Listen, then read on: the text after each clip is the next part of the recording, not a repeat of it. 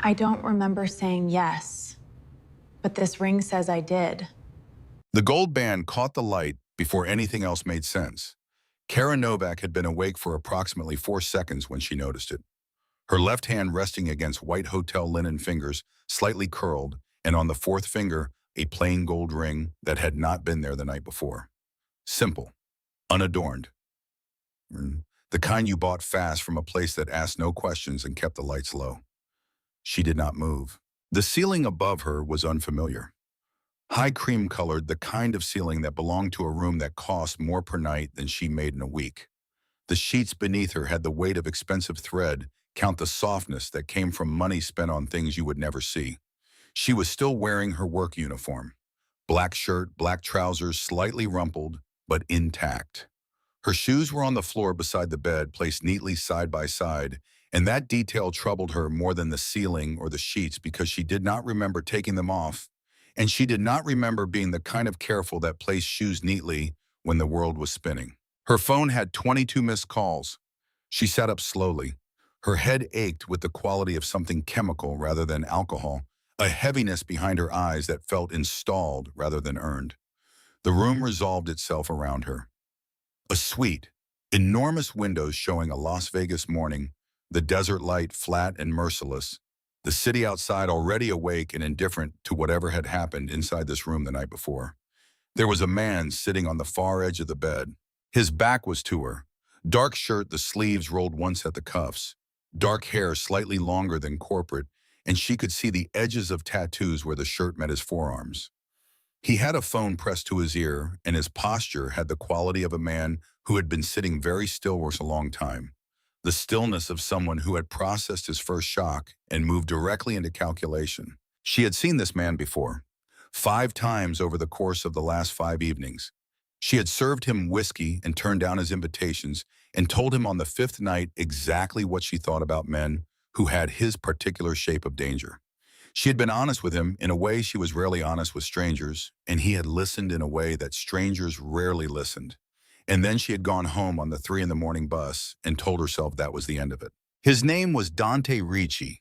She knew that from Devin, her coworker at the Venetian, who had said the name with the gravity of someone conveying information they wished they did not have to convey.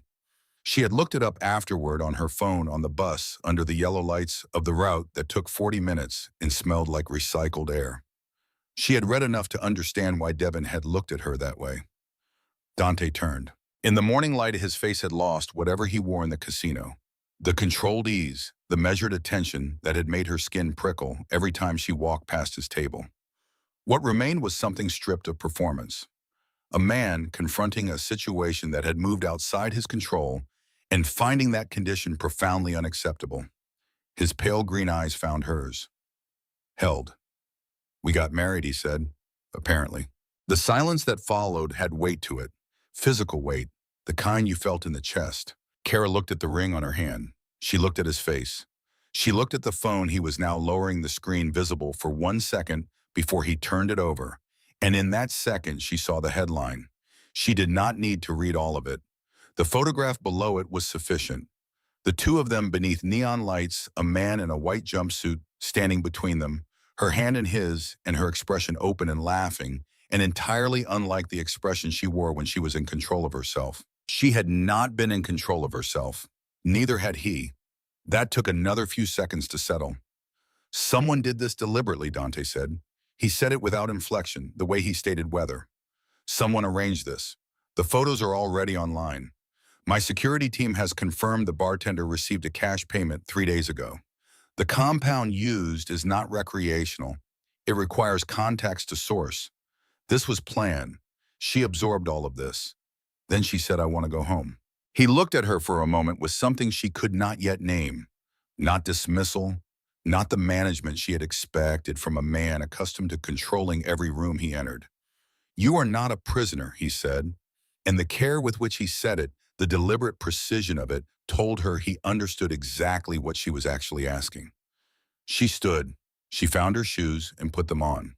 She picked up her bag from the floor. She walked to the door and stopped with her hand on the handle. "Mr. Ricci," she said. "Dante," he said behind her. She kept her eyes on the door. "When you find out who did this," she said, "I want to know." You will, he said. She opened the door. The hallway of the hotel was empty and bright and impersonal, stretching away in both directions under lights that did not care what had happened the night before. She walked its full length with the gold band on her finger and 22 missed calls on her phone in the clarity of a woman who understood that whatever her life was when she woke up yesterday, it was something different now. The bus home took 43 minutes. She sat in the back and watched Las Vegas slide past the windows. The neon giving way to regular streets, the version of the city that did not make the postcards where people actually lived. Her phone had a voicemail from her sister in Phoenix. 3 from numbers she did not recognize. 1 from Ren, her partner at the dance studio, whose message was a long silence followed by Kara. Call me. She did not call anyone. She sat in her apartment with Huck, her cat, a large and opinionated orange tabby, who had formed his assessment of the situation entirely based on the disruption to his breakfast schedule, and she opened her laptop and read everything written about her in the 6 hours since she had apparently gotten married. There was a great deal of undead. None of it was kind. Most of it was wrong, and the wrongness had a quality she recognized from being a woman who moved through certain kinds of spaces. The wrongness of people deciding who you were before you had the chance to say a word. She closed the laptop. She sat for a long time. Then her phone showed a text from a number she did not have saved. Enjoy the honeymoon, Mrs. Ricci. It won't last long. She read it twice. Read it a third time, looking for information in the word choice, the syntax, the decision to text rather than call. Then she screenshotted it, marked the number, and put the phone face down on her knee.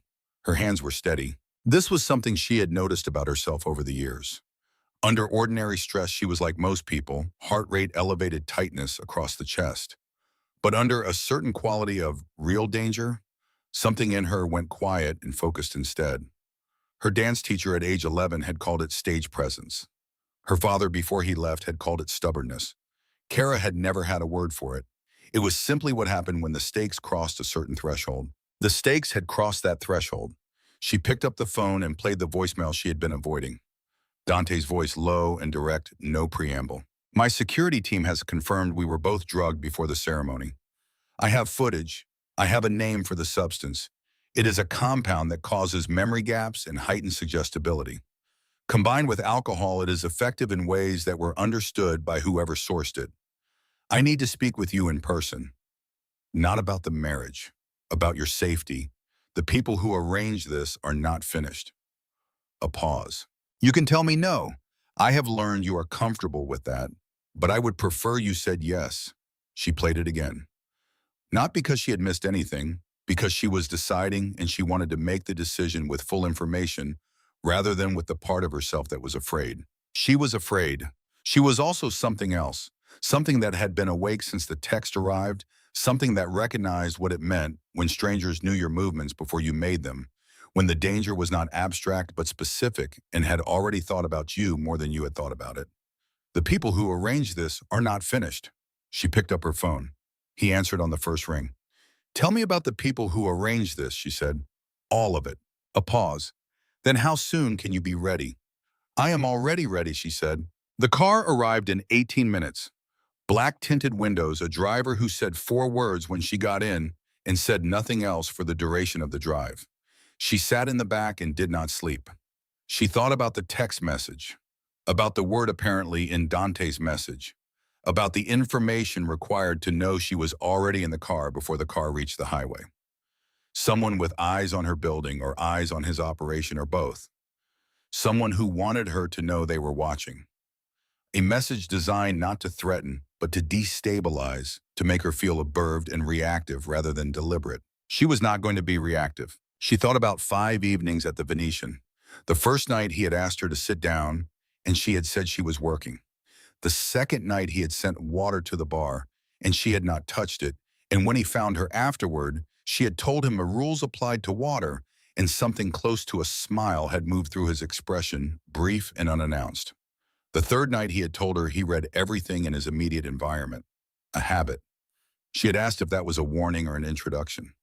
The fourth night she had turned him down again, with less gentleness, and he had accepted it with the same measured stillness. He accepted everything. The fifth night at the service exit at the end of her shift, he had fallen into step beside her, and asked for breakfast, and she had stopped and turned and said the things she had been thinking for 5 evenings. "I know the shape of what you are," she had said.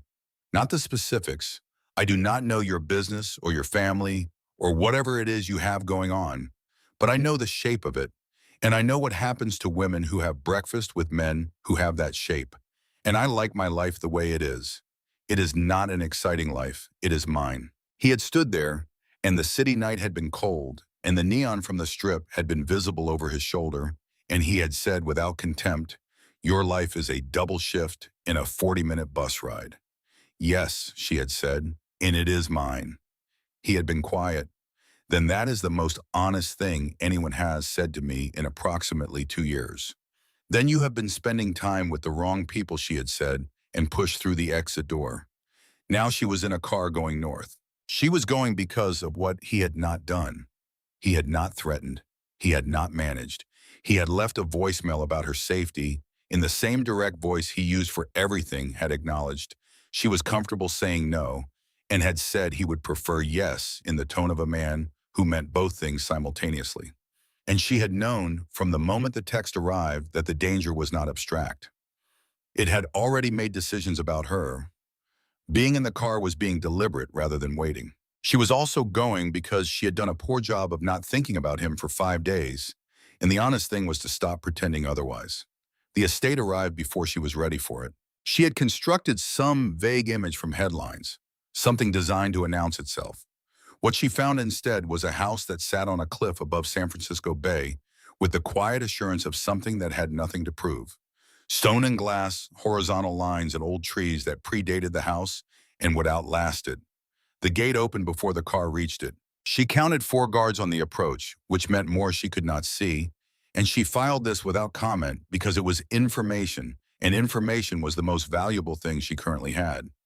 Dante was waiting at the front door. He had changed. Dark trousers, a gray shirt with the sleeves rolled to his forearms, the tattoos fully visible in the morning light. He had not slept. He wore this the way he wore most things, with the economy of a man who had made peace with a particular condition and stopped fighting it. He watched her get out of the car. She walked toward him and did not slow down. "You made it," he said. "I said I would," she said. He held the door open. She walked through into a house that smelled like coffee and the quality of a space lived in by one person for a long time, something permanent that she could register but not name. Brennan was in the hallway. Brennan was approximately 50, compact with the watchful economy of movement she had begun to associate with men in Dante's orbit. He looked at her with an expression that was professionally neutral on the surface and considerably more assessed underneath. "This is Brennan," Dante said. "He runs security." "The text message," she said. She said it to Dante, not to Brennan, because she had decided in the car to engage directly and not perform the role of confused civilian waiting to be managed. Something shifted in Dante's expression. Brennan's hand was already out. She gave him the phone. He looked at the screen with the attention of a man whose work was exactly this. "The number," Dante said. "Burner," Brennan said. "But the cell tower triangulation puts the sender approximately 4 blocks from this location when the message was sent." The kitchen went quiet. They already knew she was coming. "Here," Dante said. "They knew before the car arrived," Brennan said. Kara set the phone down on the kitchen island. "Your house has a leak," she said. Both men looked at her. "Someone in your organization told them I was on my way," she said. "That is not a complicated conclusion." Something moved across Dante's face. Not surprise. The recognition of something half suspected now confirmed the confirmation worse than the suspicion. He turned and walked to the kitchen window and stood looking at the bay, and in those seconds, she had the sense of being in the room with something extremely dangerous that was currently choosing not to be dangerous, and the choosing required effort, and the effort was visible. "Get Brennan's team together," he said quietly. "Now." She found the coffee without asking, found the cups, found the cream. She moved through the kitchen with the systematic attention she gave all unfamiliar spaces, building a map of the place that had nothing to do with floor plans and everything to do with understanding where she was. "Sit down," she said. "I will make the coffee. And then you are going to tell me everything. Not the version you tell someone you are trying to protect. The real version." He looked at her for a moment with an expression she had no clean word for yet. Then he sat down. The kitchen faced the bay. Silver water in the early morning light, the bridge in the middle distance. Kara poured 2 cups and acknowledged the view, the way she acknowledged most beautiful things that were also complicated, briefly and honestly, and then she moved on. Dante told her about Ray. Ray was the guard positioned at the bar the night of the wedding. Ray had received a cash payment 4 days prior, routed through intermediary transactions from an account Brennan's team was tracing. The bartender had received a separate payment. The compound had been introduced into the bottle of scotch opened specifically for their table at the point when Kara had stopped working and joined them. Ray had confirmed the bottle was clean at the start of the evening, which meant the compound was introduced between that check and service. Ray had been the inside access. Ray was dead. Found that morning in a parking structure 3 miles from the Venetian. Dead since approximately 2 in the morning, less than 2 hours after the ceremony. Neither of them could remember attending. Whoever paid him, Dante said, did not trust him to stay bought. She wrapped both hands around her cup. She thought about a man who'd been alive yesterday and was not alive today because someone with specific interests had decided he was a loose thread. She thought about what that meant about the kind of person who could plan that far ahead, arrange the drugging and the ceremony and the press access and the cleanup as one continuous operation without hesitation. This was not someone acting impulsively, she said. No, someone who thinks in systems. Yes, someone who has been planning this for longer than one night. The trace on Ray's payment goes back 8 weeks, Dante said. The shell company it routes through was established 6 months ago. Whoever this is, they have been building toward this for half a year. She finished her coffee, put the cup down with the deliberateness of someone who has just made a decision and is arranging her immediate environment to reflect it. I need a room, she said. My own space, my own rules in it. Of course. I need to keep teaching. My studio, my students. 3 times a week minimum. I will accept whatever security arrangements you think are necessary without argument. But I go. He did not hesitate. Agreed. And whatever you know, she said, I know. That is not optional. That is a condition of me being in this house. If you learn something that affects my safety or my choices, I hear it at the same time as your people. Not after, not filtered. He held her gaze for a long moment. Agreed, he said. She nodded. Then where do you think this goes next? There is a man named Owen Tate, he said. He runs distribution operations out of the Bay Area. He has been mid-level for 12 years, which in this business is either contentment or patience. We believe it is patience. Tate has been building towards something larger, and the fastest way to clear the path is to make me appear weak and unreliable to the people whose partnership I need. The Savelli Alliance, she said. Yes. Don Carmine Savelli is a traditional man. He values stability, legacy, the image of a man who has his house in order. A man who ends up on the front page of tabloids does not have his house in order. So Tate arranged the wedding to destroy the alliance. Yes, and he used you as the method. There it was. She had known it from the text message. But knowing something and hearing it said out loud were different experiences, and she let the difference land. I was selected, she said. Yes. Not random. No, you worked the high roller section 4 nights a week. You had documented interactions with me over 5 evenings. Your employee file made you credible as a romantic interest. And you have no family connections in this city. No one whose response would complicate things if something happened to you. She let that settle where it needed to settle. If something happened to you, the specific honesty of a man telling her how expendable she had been considered by someone who had never met her. All right, she said. All right, he repeated carefully the way a man repeated a word when he had prepared for something other than that word. So we find out who Tate is working for, she said. Because Tate is not the top, he is the operational layer. Someone above him gave the order and will give the next one, yes. And in the meantime, we keep the Savelli Alliance alive. If possible.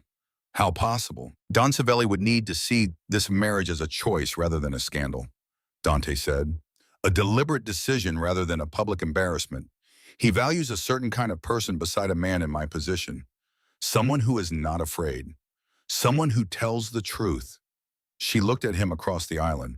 Is that what you see, she said. He met her eyes. Yes, he said. She thought about her studio, about the kids who showed up on Tuesday mornings in shoes bought for growth and worn past the point of fitting. about the HV, Usya broken since October, and the waiting list of children whose families could not afford the existing rates and who she had been taking anyway since March. 1 month, she said. He was very still. I stay publicly for 1 month. I attend what needs to be attended.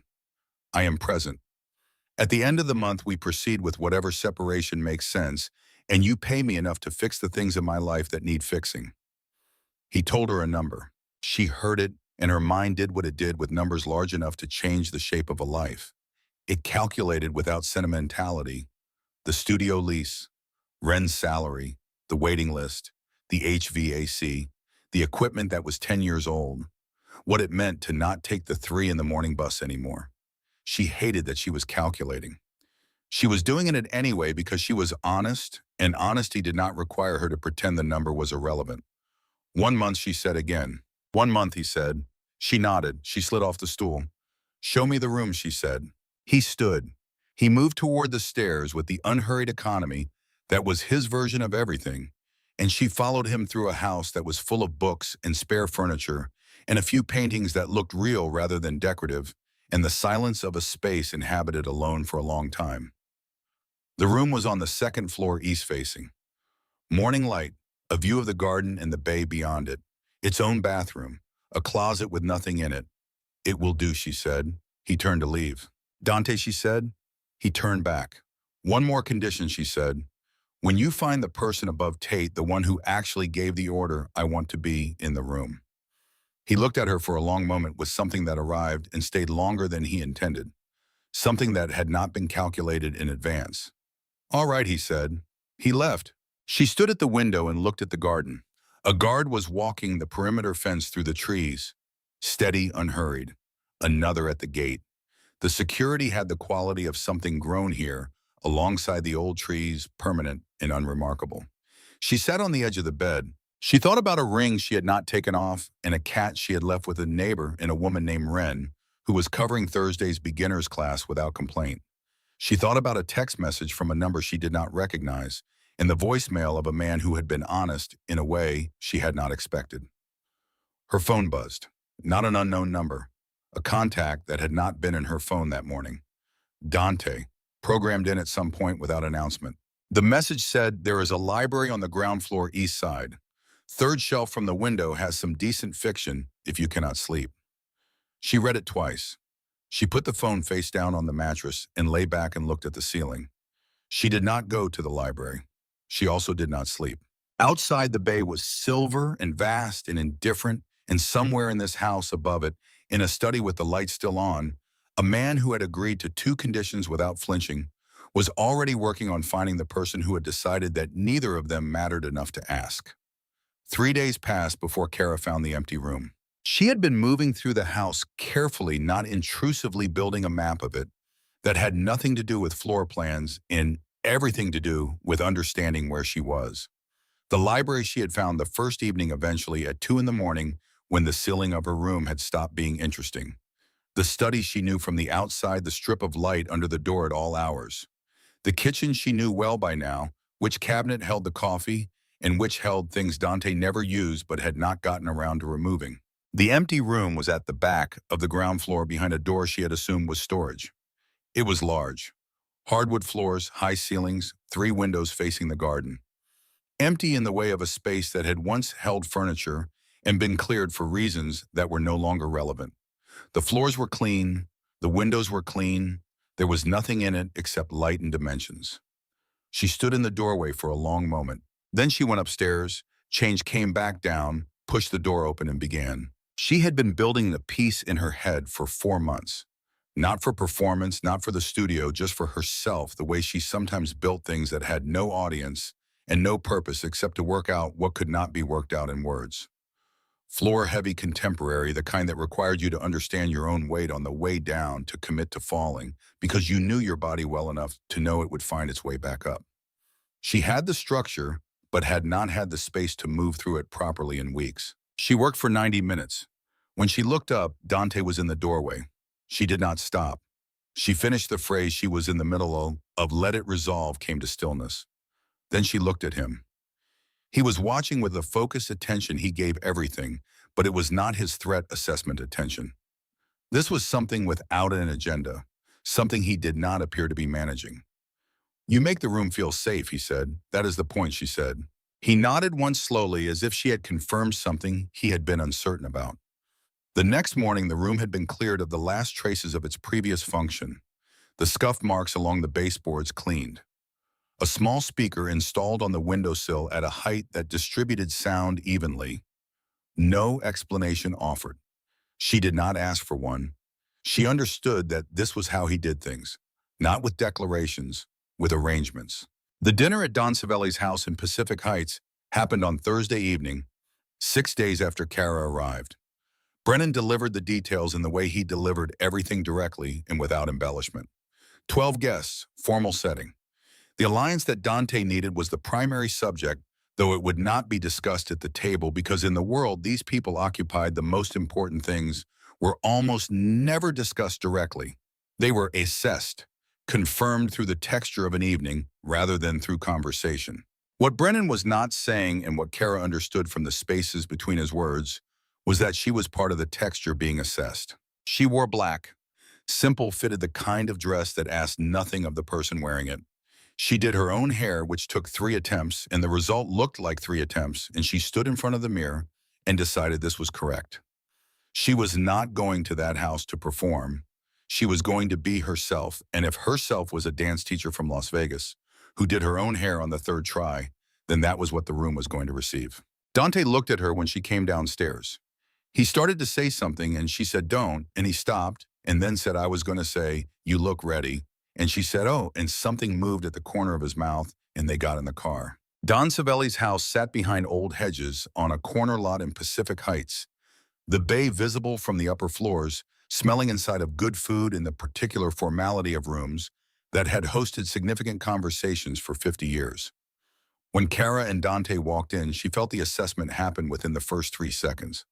These were people who had spent their lives distinguishing between what a room contained and what it meant, and they were doing it now. She did not perform. Don Savelli came forward, 70 years old, silver-haired, with the warmth of a man who had deployed warmth strategically for so long, it had become genuine somewhere along the way. He took her hand and looked at her with sharp, dark eyes above the social ease. "You are nervous," he said softly, for her alone. "I am a dance teacher from Las Vegas at a dinner party in Pacific Heights," she said, appropriately nervous. He laughed, a real one arriving at his eyes. "I like this woman," he said, and said it to Dante, and she felt Dante behind her right shoulder. "I know," Dante said. The dinner lasted 3 hours. The questions came sideways, wrapped in social interest, structured as examination. A woman named Elspeth, who sat across the table with the attention of someone who had been briefed, asked about the studio, with a focus too precise to be casual. "A dance academy," Elspeth said. "For children mostly." "Mostly," Kara said. "Some adults. We take students regardless of ability to pay. That must be costly to maintain." "Yes," Kara said. "Dante supports this," Elspeth asked, and looked at him with an expression that was pleasant and meant something specific. "Kara supports it," Dante said. "It is her program. I do not interfere with what she built." She felt the shift move through the table like weather moving through a room. Something in that answer had communicated something that no amount of performance could have replicated. Elspeth looked at Kara and said, "Good." Just that, one word with the weight of a verdict. By the time the main course was cleared, she had stopped thinking of it as an examination. She was simply in the room answering questions she knew the answers to, being the person she was. After dinner, the group moved to a sitting room with floor-to-ceiling windows and the city spread below in lights. Conversations subdivided. Dante was taken aside by a man named Ferrante, which she understood was intentional. She found herself at the window with Don Savelli and a glass of wine she was holding for occupation. "He worries about you," the old man said quietly. She looked at him. "In this room," he continued, "a man's attention moves like water. It finds its level. His level keeps finding you." She said nothing. "I have been in this world for 50 years, Don Savelli said. I have seen men use women and discard them and keep them for reasons that had nothing to do with the women themselves." He paused, turning his wine glass slowly.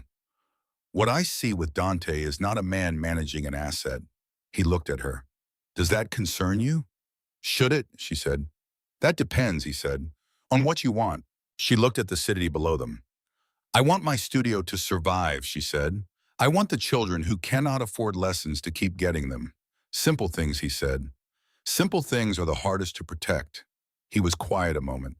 Then the alliance will be confirmed at a formal event. The Hotel Marceau, 2 weeks from Friday. I expect you both to attend. We will be there, she said. He touched her arm briefly, the gesture of a man who reserved it for moments that required it, and moved away. She stood at the window and felt the unquiet of a woman who was no longer entirely certain where the arrangement ended and something else began, and who was not ready to examine that directly. Not yet. The car ride back was quiet in the way she had learned to recognize as comfortable rather than tense. Dante sat beside her and looked out his window. She sat beside him and looked out hers. Ferrante confirmed, Dante said. The alliance is back on track. Don Savelli mentioned the gala, she said. I know. He told me he told you. He paused. He also told me something else. What? That you reminded him of his wife. He said it carefully, like a man not yet sure what to do with the information. She died 11 years ago. He said she was the only person in his life who told him the truth without wrapping it in something else first. She looked at the side of his face in the dark of the car. That is a heavy comparison, she said. Yes, he said. She looked back out the window. The estate gates opened as they turned into the drive, and she went upstairs and lay on her back in the east-facing room until something finally gave out and she slept. It was Aldrich who found it. Aldrich was the analyst, slight and 50, with the stillness of someone whose value lived in what he knew. He had been working through the Delaware Shell Company structure for 4 days, following capital flows through layer after subsidiary layer, and on the 11th night, he found the 5th. Brennan came to the kitchen at 11:30 where Kara was drinking tea. He stood in the doorway with the face of a man about to say something that would cost someone considerably. Come to the security room, he said. Now, do not wake Dante. She followed him. The security room was small and lined with monitors showing 8 property angles simultaneously. Aldrich was at the desk. On the screen was a corporate filing a beneficial ownership record buried under 4 layers of nominee structures. She crossed to it and looked. She read the name. She read it again. The name was not Owen Tate, it was Stellan Ritchie, 32 years old, Dante's younger brother, the one who had stepped back from the family operation a decade ago, the quiet brother, the one Dante had protected from the operational reality of what the Ritchie name meant in practice.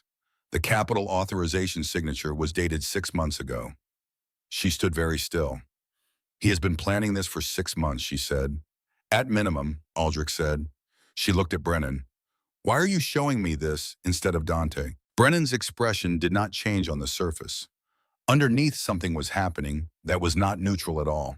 Because he said carefully, when Dante finds out it was Stellan, the way he finds out and who he hears it from will determine what happens next.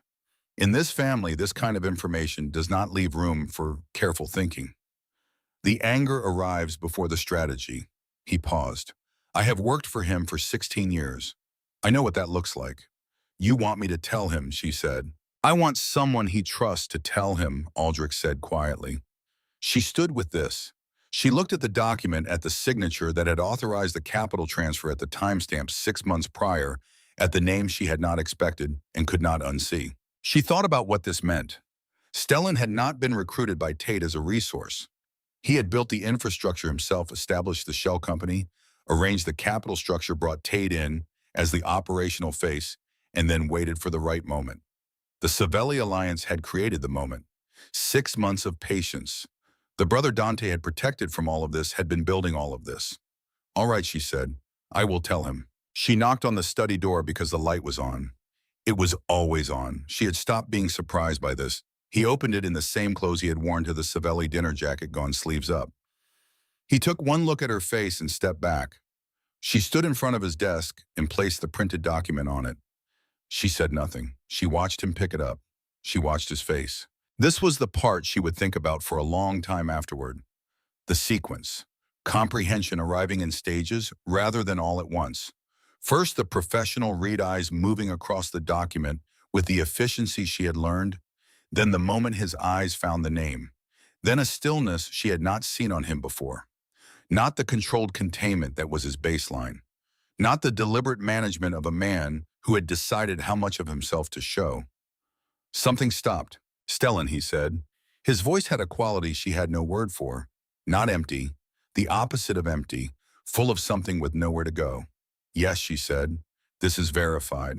Aldrich spent 2 hours confirming it, she said. The capital authorization, the signature, the timeline going back 6 months. It is Stellan. He built the shell structure himself. He brought Owen Tate in as the operational layer. Dante placed the document on his desk with a carefulness that was harder to witness than anger would have been.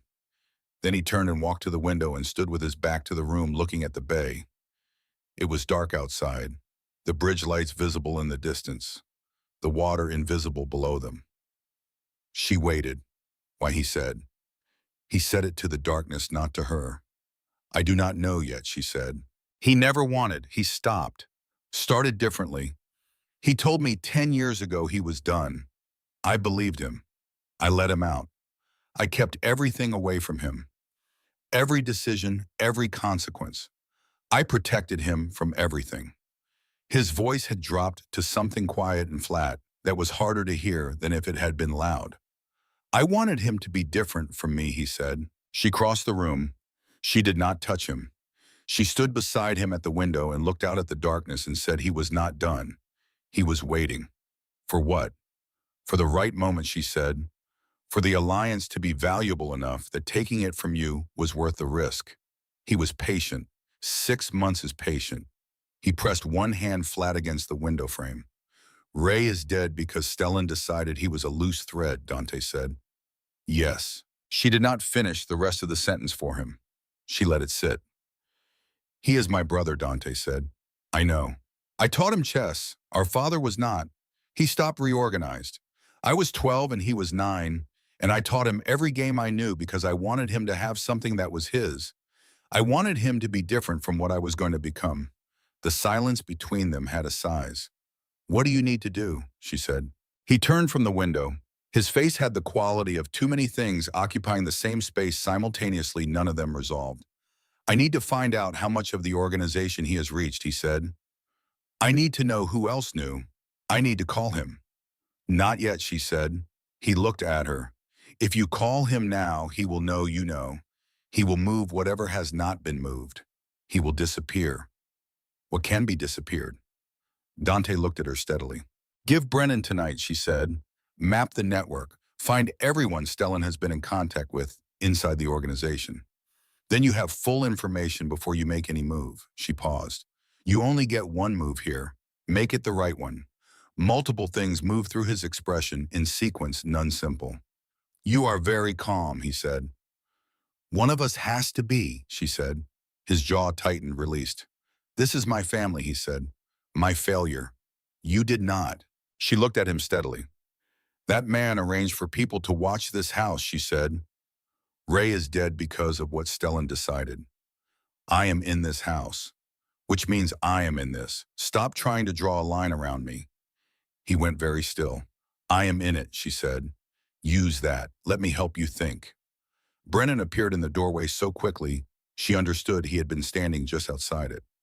Dante looked at him. Map Stellan's communication contacts inside the organization, Dante said. Everyone he has called, met, transferred anything to in the last 6 months. All of it. By morning. Already started, Brennan said. Dante looked at him with the expression of a man recognizing what was not being said. You suspected, he said. Brennan's face did something difficult. I did not want to be right, he said. Dante nodded once. Go, he said.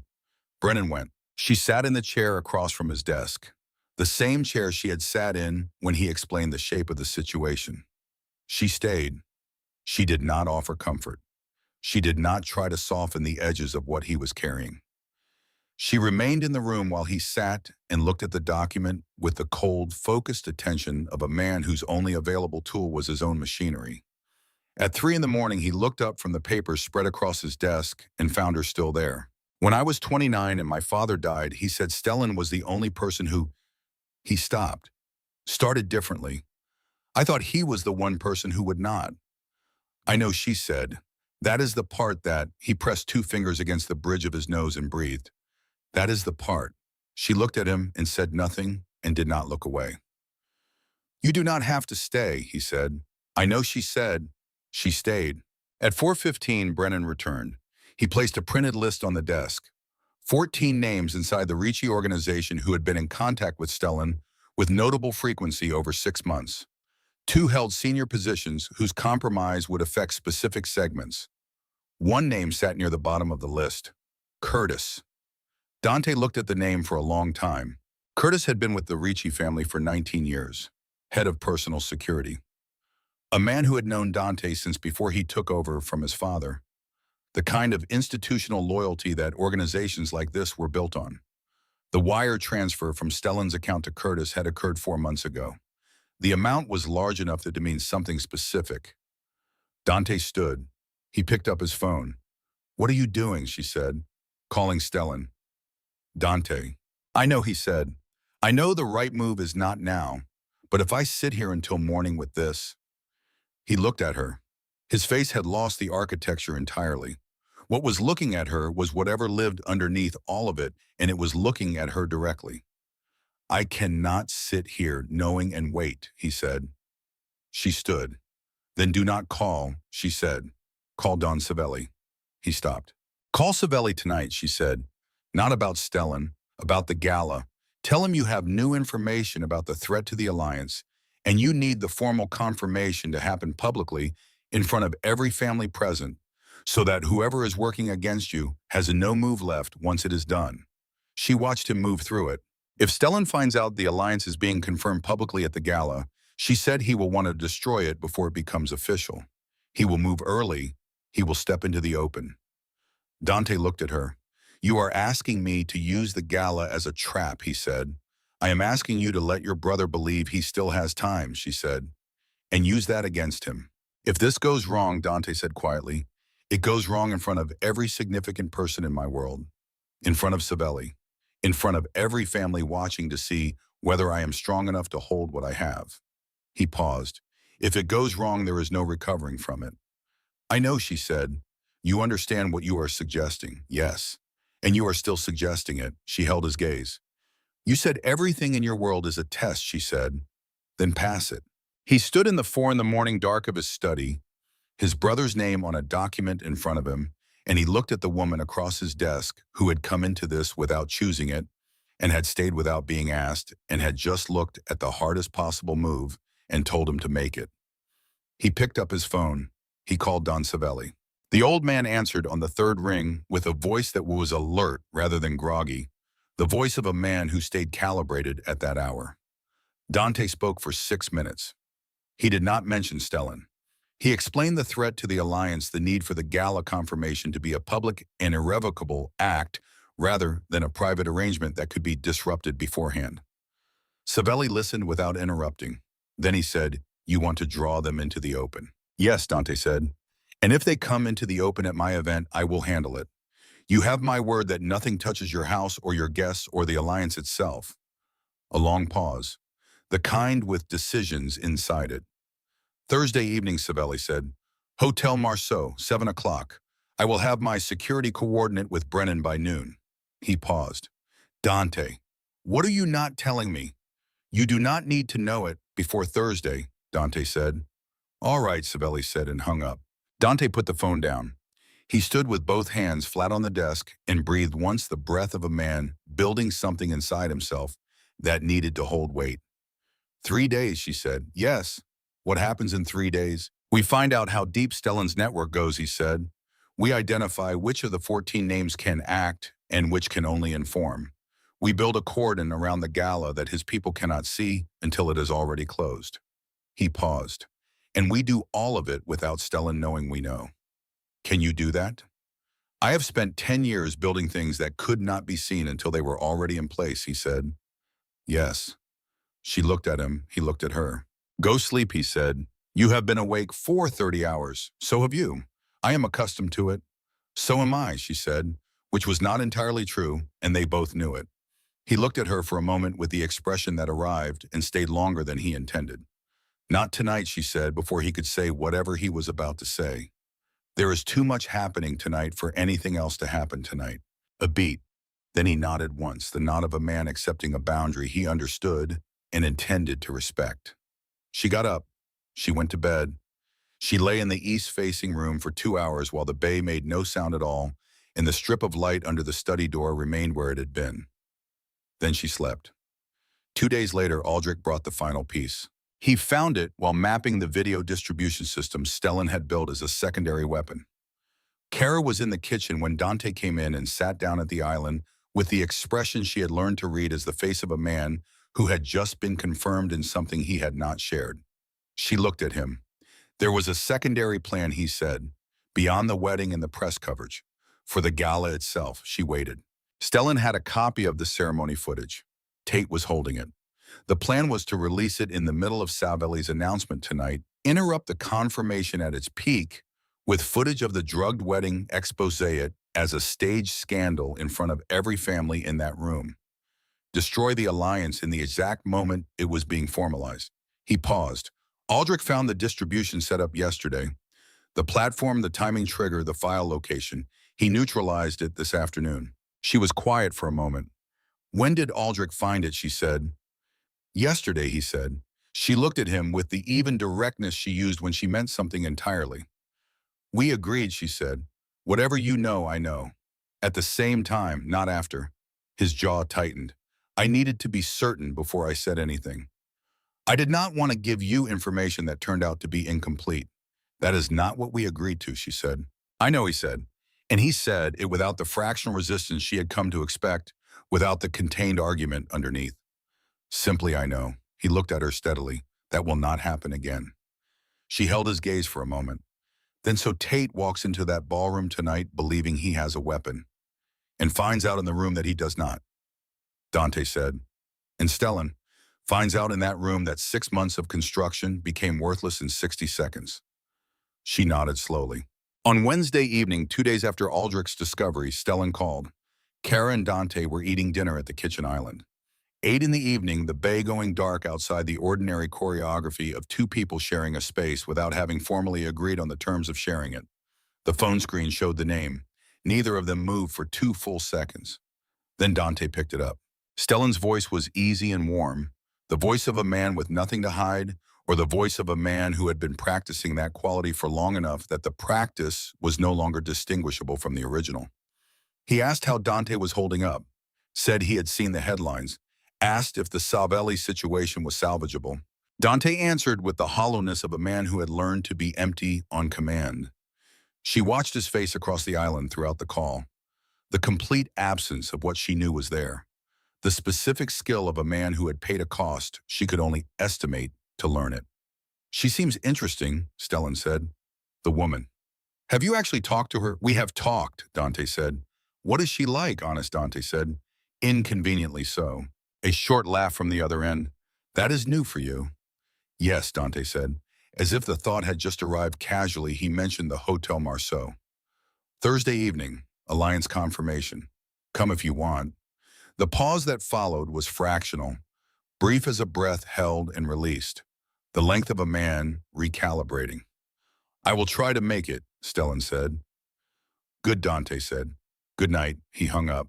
He put the phone face down on the island. He picked up his fork and finished his dinner. She watched him do all of this and felt something enormous and unnameable move through her chest, and she finished her dinner without speaking, because there was nothing to say that the silence was not already carrying.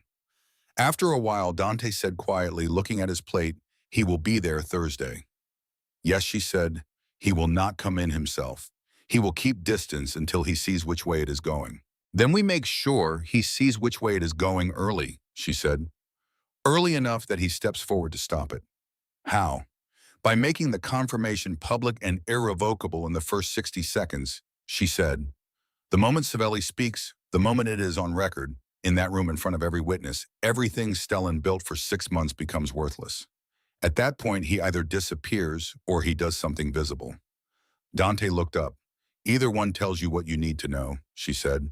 He held her gaze across the island in the quiet house with the alliance 2 days away, and his brother's decision on a document in the security room, and all of it waiting for Thursday. Okay, he said. Just that, one word with everything in it. The Hotel Marceau had been standing in the financial district for 90 years, and it wore those years as authority rather than age. The stone facade had absorbed the gravity of every significant event conducted inside it and gave nothing back. The ballroom was on the fourth floor. Kara stood in front of the mirror in the suite Dante had reserved and looked at herself with the attention she gave, things she needed to understand clearly. The dress was dark green, floor length, the kind that moved when she moved. She had done her hair herself. 45 minutes, 3 attempts, and it looked like 3 attempts, and she had stood in front of the mirror after the third and decided this was correct. She was not going into that ballroom as a performance. She was going in as herself. She could hear Dante in the adjacent room, low-voice phone, the compressed cadence of final confirmations. Brennan appeared in the doorway. "Walk through," he said. She followed him into the hall, and he took her through the layout in 10 minutes. Entrance, ballroom floor plan, the platform where Savelli would stand, the positions of Brennan's people distributed through the crowd in evening wear, the 2 service exits east and west. "If anything happens in that room," he said with the directness of a man saying difficult things professionally, "you move to the east exit. You do not try to assist. You do not wait. You move." She looked at him steadily. "You have worked for Dante for 16 years, she said. "Yes, you have been in situations like this before. Several. Did the people who moved to the east exit survive them?" He held her gaze without blinking. "Yes," he said. "Then I will move to the east exit," she said. Something in his expression shifted. Not warmth in any conventional sense, but something that functioned as the specific regard of a man who had begun somewhere in the last 3 weeks to see her as a person rather than a variable, and had not announced this and did not intend to. "Owen Tate has been confirmed in the building," he said. "Ground floor bar, 40 minutes ago. 2 men with him, and Stellan. Not in the building yet. We have eyes on his car. He left Marin 40 minutes ago." She nodded and went back to the suite. Dante was at the window when she came in. Dark suit, the kind that cost more than a semester of studio rent, worn, as if it had simply arrived on him and he had made peace with it.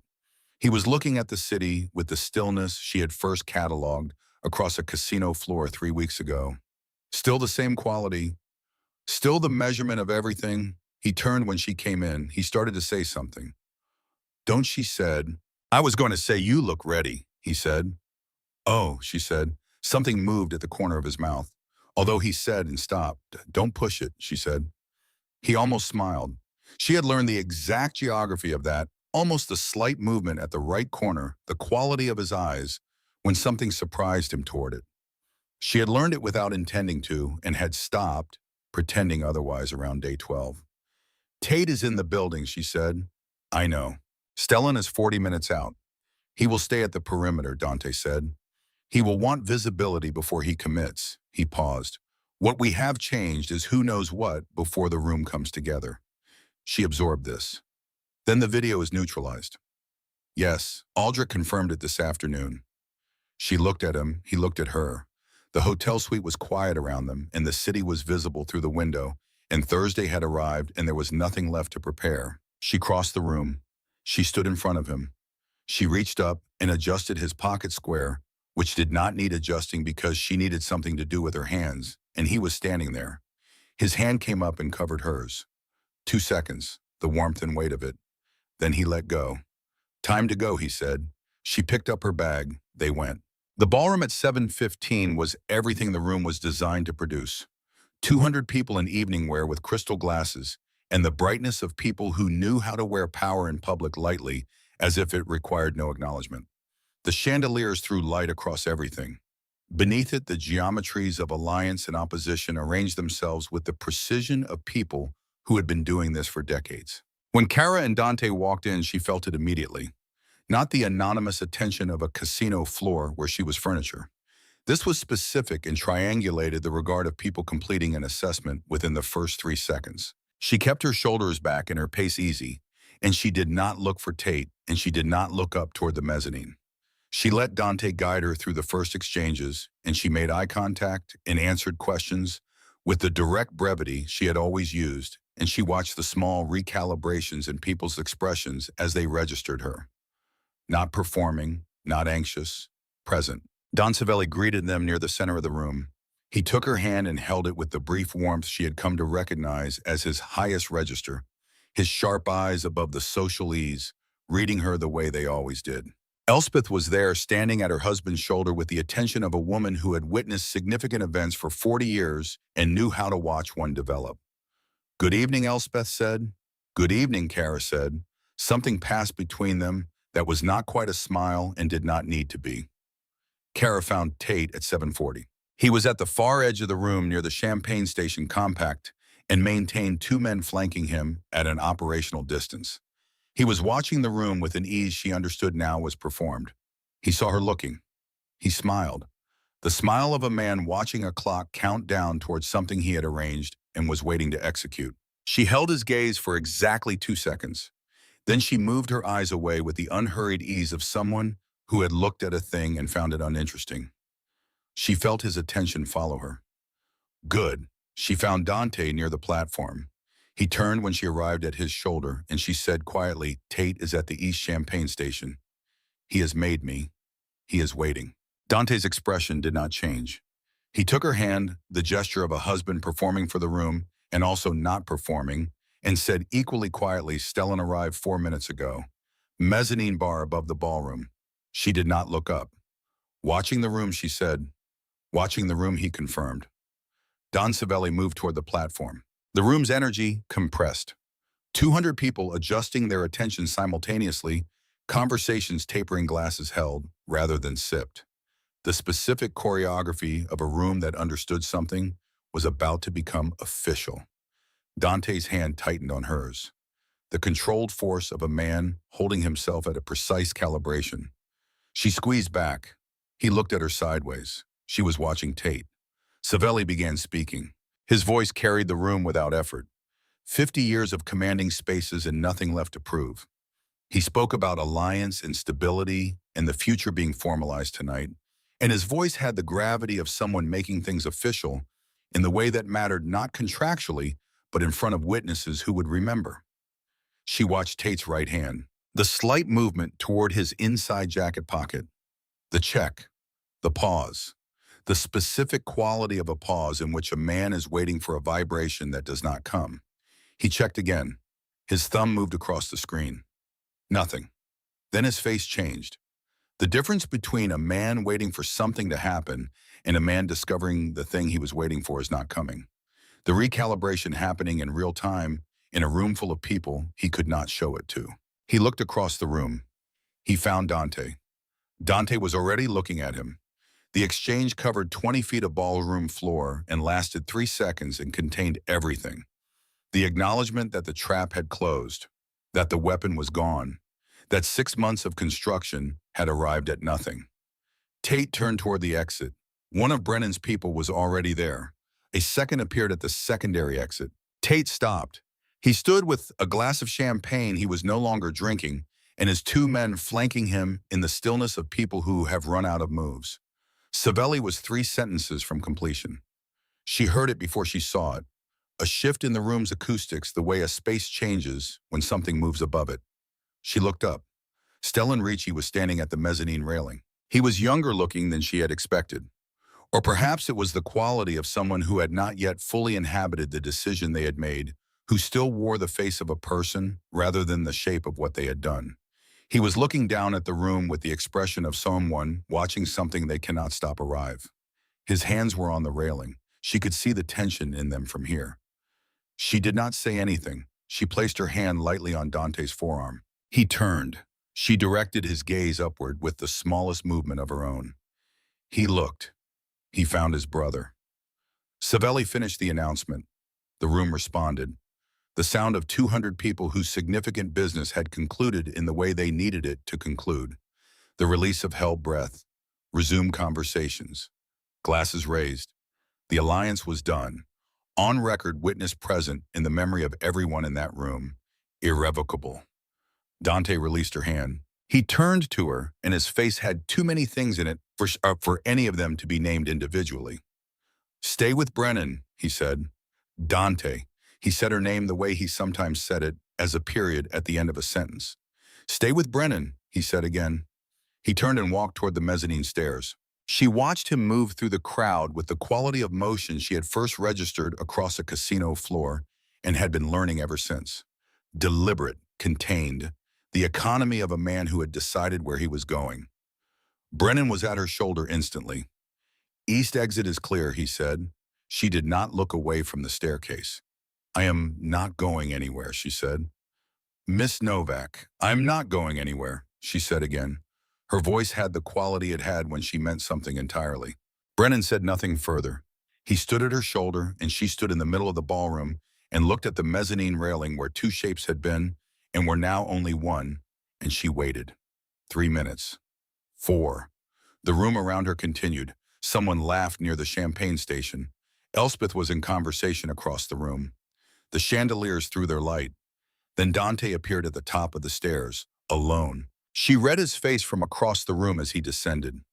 The jaw, the set of his shoulders, the particular quality of his eyes which were not any category. She had a word for something that had come through a long distance and was still traveling. He crossed the room to her. "Where is he?" she said. "Leaving," Dante said. "Through the north exit." He paused. "He will not be a problem." She looked at him carefully. "What happened up there?" she said. He looked at her for a long moment. "I told him I knew all of it," he said. "Stellan, Owen Tate, the Delaware company, the capital authorization. 6 months of it." He paused. "And I told him I was giving him one exit. One. Because he is my brother." He stopped, jaw tight. "Because I made a choice about what that means, even when it is this." She held his gaze. "And he took it," she said. "Yes," Dante said. Something moved through his expression. The enormous thing that had been living in him since 4 in the morning 3 days ago, not resolved, not finished, but different now. The shape of it altered by the confrontation having happened. "He took it," Dante said again. She nodded. "And Tate," she said. Dante looked at her, then at Brennan, who had appeared at a slight distance. "Brennan," Dante said simply. Brennan nodded once and moved away. She understood what that meant and did not ask more questions about it. The ballroom hummed around them. Don Savelli was across the room in conversation with Ferrante, the evening continuing as significant evenings did once the significant thing was done. 200 people who would never know what had happened in the last 40 minutes. "One more thing," Dante said quietly. She waited. "Curtis," he said. "He was dealt with this afternoon before the gala." He paused. "He is out of the organization entirely." He paused again. "That is all I will say about it." She nodded. She understood. Dante looked at her. She looked at him. "It is not over," she said. "There are still the other names. The cleanup, the organization. I know," he said. "It will take time." He paused. "The month," he said. Carefully. "The arrangement." He stopped. "You should know that I am not going to hold you to it. What I owe you, the money, all of it, I will honor. But you are not obligated to stay beyond what we agreed." "Dante," she said. He stopped. She looked at him in the middle of the ballroom with the chandeliers overhead, and the alliance confirmed in the room full of people who would never understand the weight of the last 3 weeks. She thought about a bus at 3 in the morning, and a ring she had not taken off, and a library she had eventually gone into at 2 in the morning, and a man who cooked eggs one-handed and told her the truth every time it cost him something. A man who had kept his word twice now in circumstances where keeping it was harder than breaking it. A man who had looked at her across 5 evenings of being turned down and come back because something in what she said had mattered to him. She thought 1 month was always a lie you told yourself, and you knew it before you got in the car. "Ask me again," she said. "After tonight, when this room is empty and it is just us. Ask me again." Something broke open in his expression, the architecture giving way to whatever lived underneath it. Brief, just briefly. But she saw it, and it was something she was going to need a new word for. "All right," he said. His hand found hers. This time, it was not the gesture of a husband performing for the room, and they both knew it. The room continued around them oblivious, and the chandeliers threw their democratic light, and the bay was somewhere beyond the walls doing what it always did. The estate was lit when they arrived. The exterior lights on their overnight settings, the guards on their rounds. The worst of it had passed.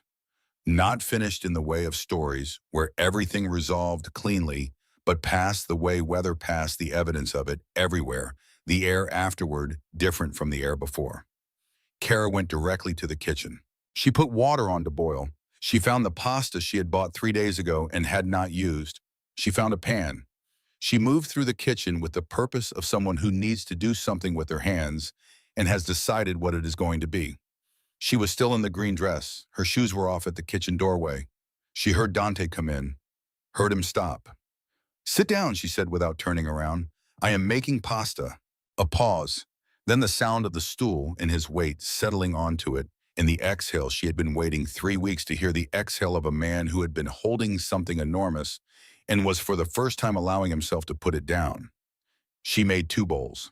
Simple. The one thing she could reliably produce. She put his in front of him without asking how he wanted it because she knew. He looked at the bowl. He looked at her. "I want to tell you something," he said. "All right," she said. "When Stellan and I were on that mezzanine, he said, the first thing he said to me before I said anything, before he knew how much I knew, was that he was sorry." He paused. Not strategic, not a move. He said it before he understood the situation, before he knew what I knew or how much time I had had to prepare. He just said it.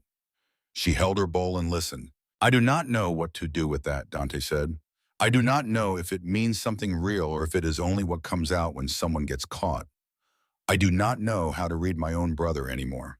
He stopped. "I do not know when I stopped being able to read him." She thought about it carefully before she said, "Maybe you never could. Maybe that is not a failure of yours. Some people are very good at being read the way they want to be read." "I should have been better," he said. "I have spent 15 years reading rooms and reading people." "And you loved him," she said. "That is different from being bad at reading people. Love changes what you see. Not because you are blind, because you are human. That is not a flaw. It is just what it costs." He was quiet for a long time. "I built this entire organization on knowing exactly what every person around me was capable of," he said finally. "What they do under pressure. What they do for money and for power. I knew all of it. Every room, every player." He paused. "I did not know my brother." "No," she said. "And that is going to take a while." "Yes," he said. "It is." He looked at his pasta.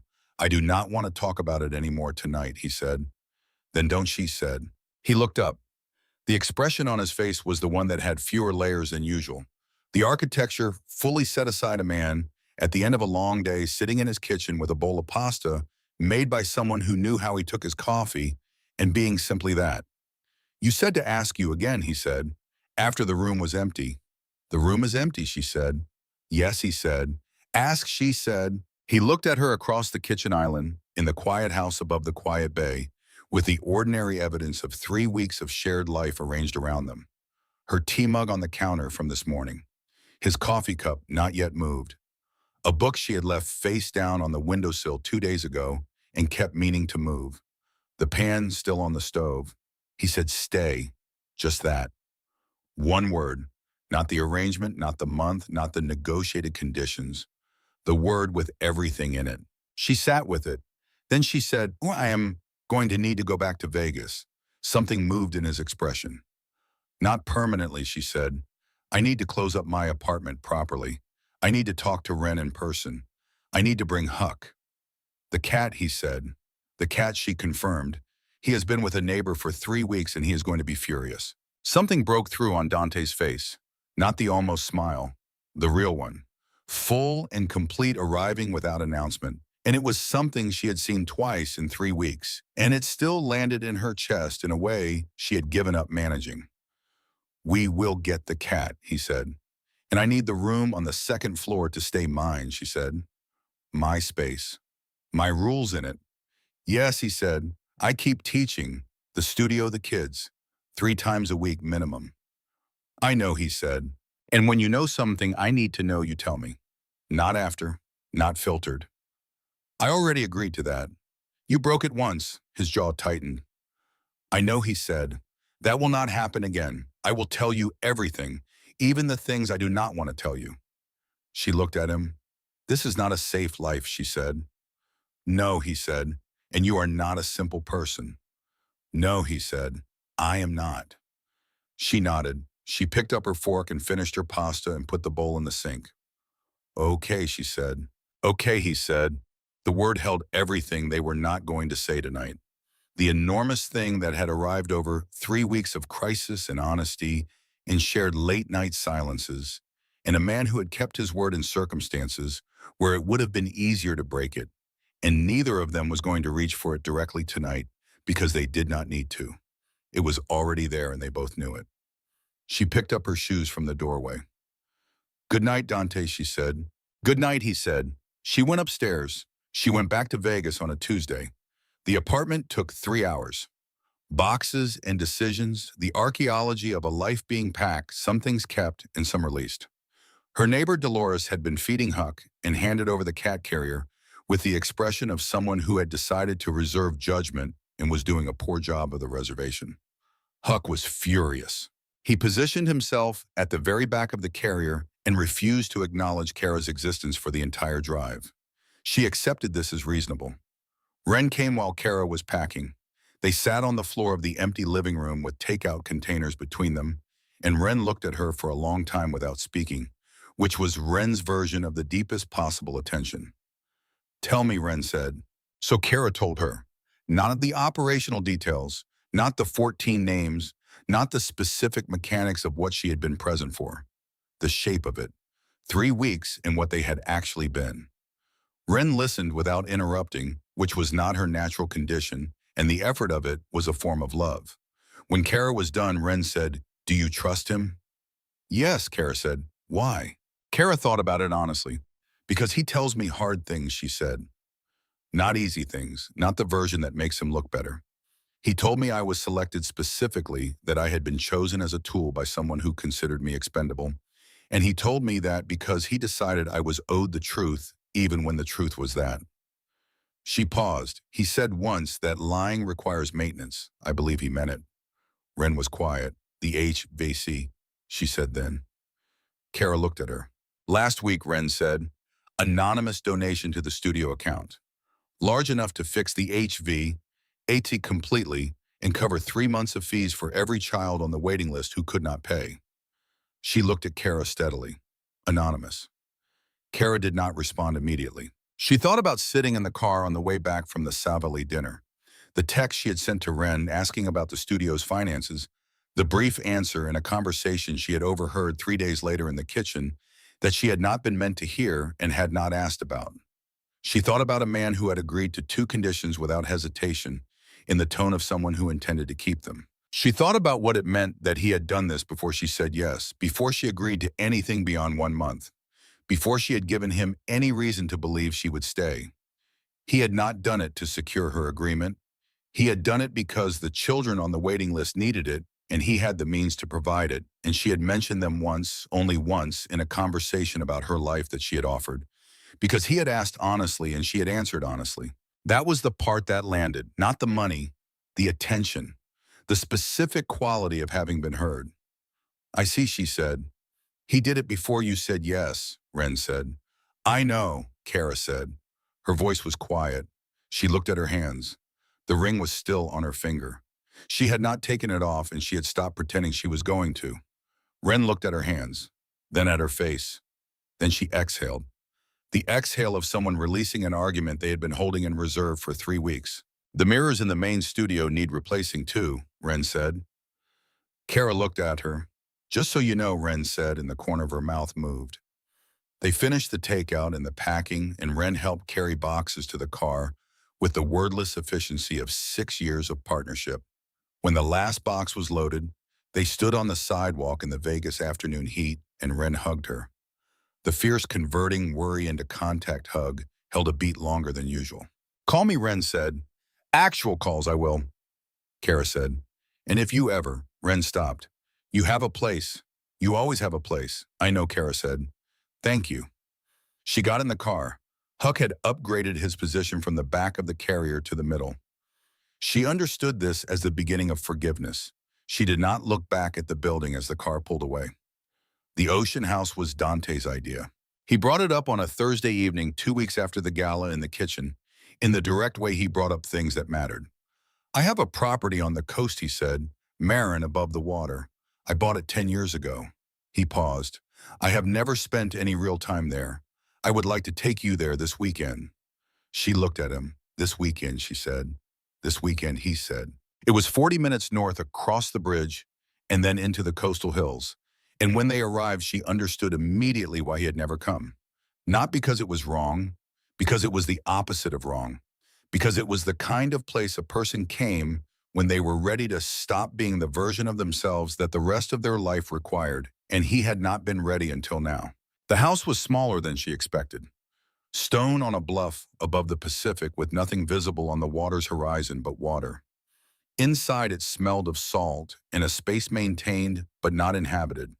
She walked through it room by room with her hand trailing the walls and Dante behind her in the silence of a man showing someone something he had not shown anyone before. She stopped in the main room at the wall of windows facing the ocean. The light was going, the water moving through colors she did not have names for, purples and silvers, and the particular gold of the last hour before dark. Why did you buy it, she said. I needed somewhere not connected to anything, he said. Somewhere I could just be a person. She turned to look at him. Have you ever been just a person here, she said. No, he said. I never came. She looked back at the water. Then we should come back, she said. Yes, he said. They stayed the weekend. They cooked badly in the small kitchen and walked on the beach in the coastal cold. And on Saturday afternoon, she took him outside to the flat stone of the front terrace and told him she was going to teach him something. He looked at her with the expression he had when assessing whether a situation could be managed. You cannot manage this, she said. That is the point. A moment. Then all right. She started with the foundation. Weight and shift, the grammar of the body and space, everything built on this. He had the physical control of a man whose body had been trained for purposes opposite to expression and the stiffness of someone accustomed to his body as a tool of function. He approached the first phrase with the careful precision of a man who wanted to be correct. You are thinking about being right, she said. Yes, he said. Stop, she said. He tried again. Better and then worse. He was not a natural mover in the sense of someone whose body instinctively understood the language. But he was something more useful than natural. He was genuinely willing to be bad at something in front of a person who mattered to him. She had not expected this from him, and it told her more about who he was becoming than almost anything else she had observed. He fell on the third phrase. The combination required trusting your own weight on the way down, committing to the fall, because the recovery was built into it. He mistimed the catch and went sideways onto the stone and lay there for a moment looking at the sky. She stood over him. You okay? She said. No, he said. Anything broken. My dignity, he said. She put her hand down. He took it. She pulled him up and his hand was warm and he was upright and 6 inches from her with the Pacific behind him and the salt air between them.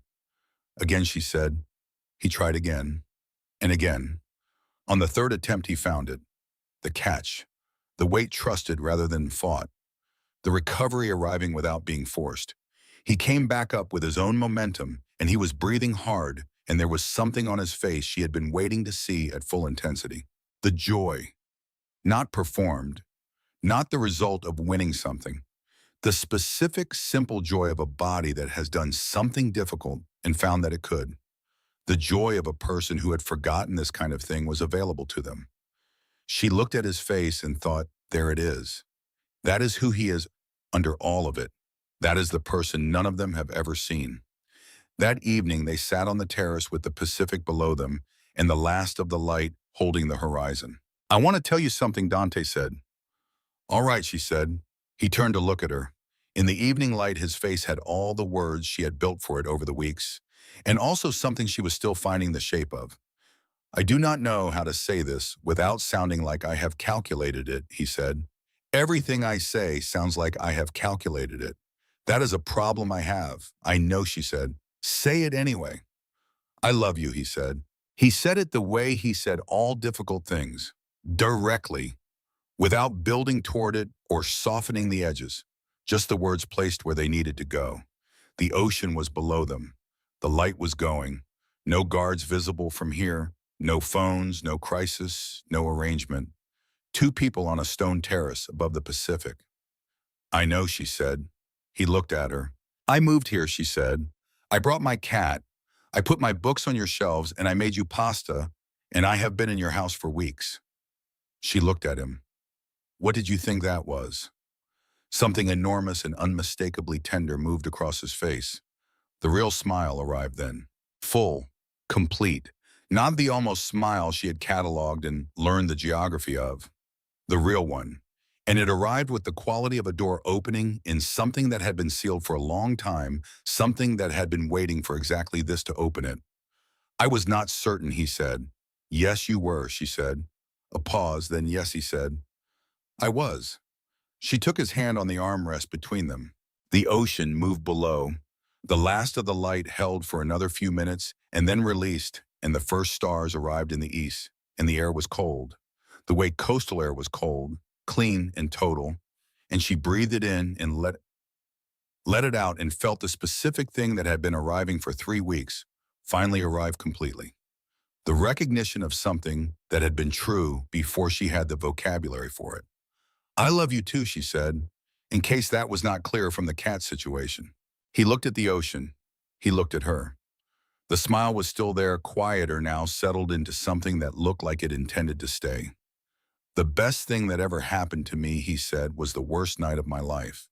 She thought about a casino floor and a tray of whiskey glasses and a man with pale green eyes who had come back 5 evenings running and told the truth every time it cost him something. It was not the worst night, she said. It was just the beginning. He turned her hand over in his. Huck appeared from inside the house and sat down between their chairs and looked at the ocean with the expression of an animal who had conducted a thorough investigation of the premises and arrived at a conditional verdict. He approves, Kara said. Reluctantly, Dante said.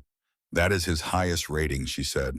Dante's thumb moved across her knuckles, slow and deliberate, the way he did things when he was not thinking about how he was doing them, when the calculation had gone quiet and there was only this. The hand, the ocean, the evening, the woman beside him, who had refused to be afraid of him and had therefore accidentally and entirely given him back the part of himself that had forgotten what stillness felt like. Not from his enemies, from the version of himself that had stopped believing the stillness was available to him. The stars continued arriving. The ocean continued below them, doing what it had been doing since long before any of this, and would continue long after. And the two of them sat with it together, all of it, the damage and the truth and the cost of it, and the impossible ordinary grace of a life that had not been planned and had been chosen anyway, and they held on.